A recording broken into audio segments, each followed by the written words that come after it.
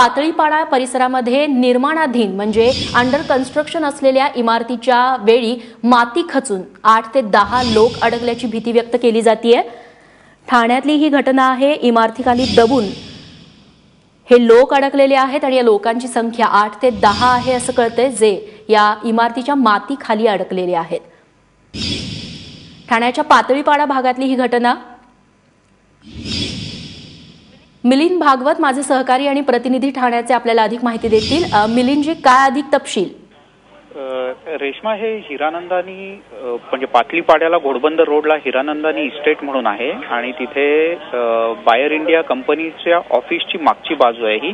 इथे काही बांधकाम सुरू होतं TCS कंपनीचं आणि त्या TCS कंपनीच्या बांधकामाच्या बरोबर मागच्या बाजूला जे बांधकाम सुरू होतं ते सगळं धसलेलं आहे खालती।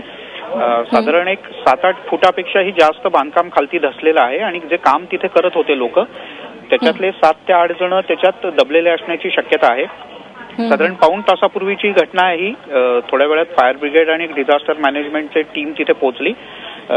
सध्या जवळजवळ 3 वाहनं, 2 इमर्जन्सी वाहनं आणि आता जिल्हा डिझास्टर मॅनेजमेंटची टीम सुद्धा त्या ठिकाणी पोहोचते आहे आणि सध्या मदत कार्य एकदम वेगाने सुरू आहे।